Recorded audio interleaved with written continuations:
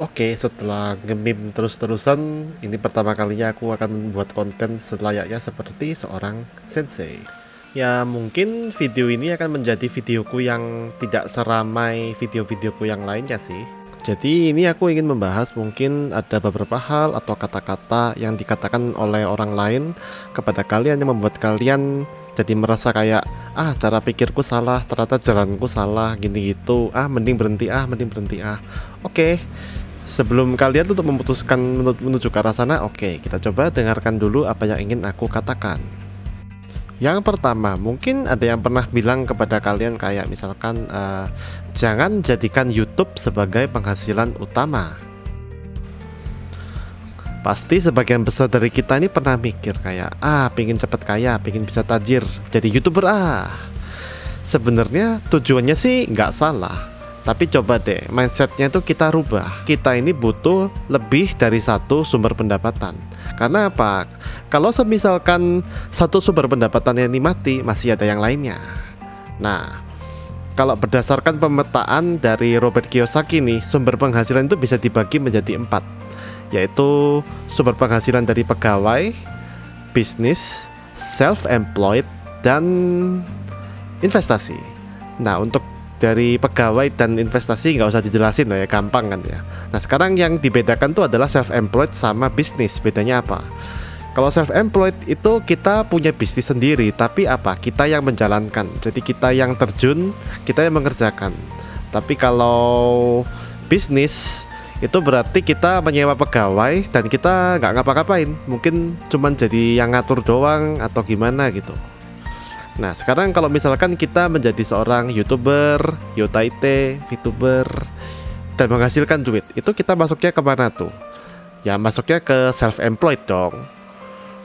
Nah, kan misalkan kita udah jalan dari sini, udah dapat duit, amin. Terus, duit yang kita punya, kita puterin dong, bisa buat bisnis, bisa buat investasi. Yang penting, duitnya jangan mati gitu. Mungkin kalian pernah nih ngerasa kayak kalian tuh udah ngelakuin yang terbaik, tapi subscribernya nggak naik-naik, viewsnya dikit, jadi merasa kurang di notice dan kalian merasa kayak aduh kontenku jelek, aku kurang bagus gini gitu. Oke, jangan khawatir guys, sebenarnya kalian itu nggak jelek kok. Aku nih juga suka ngelihat konten kreator lainnya dan aku ngeliat kalian tuh bagus-bagus, keren, mantep gitu deh pokoknya. Ya mungkin gini sih, kalian itu belum ke notice aja sama orang-orang gitu.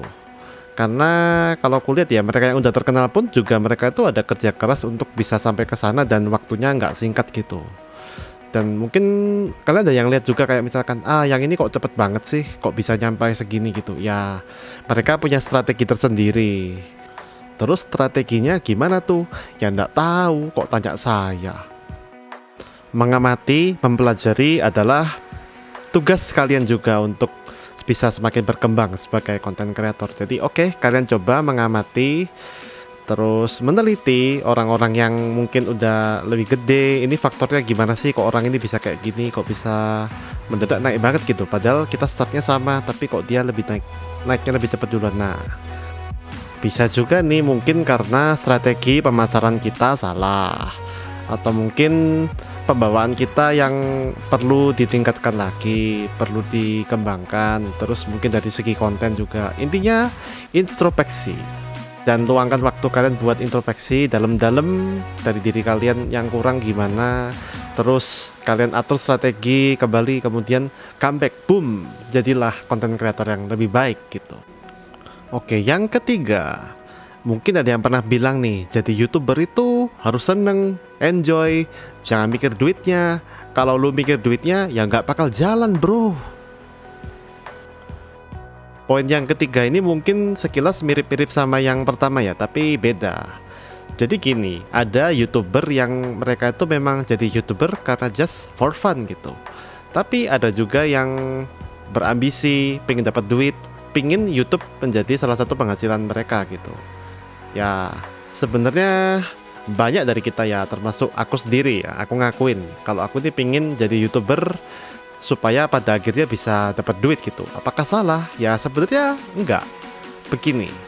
Cuman begini, Di YouTube itu perjalanan kita tuh untuk bisa mencapai sesuatu yang kita inginkan itu bisa menjadi sebuah perjalanan yang singkat. Singkat dalam artian tercapai, atau mungkin kita ini singkat terus berhenti gitu.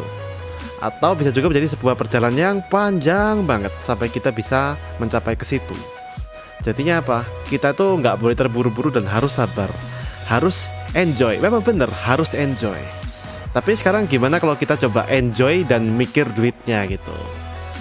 Jadinya kita tetap enjoy the process, tetap sabar, tapi kita juga dengan ambisi yang seimbang dengan enjoynya kita gitu.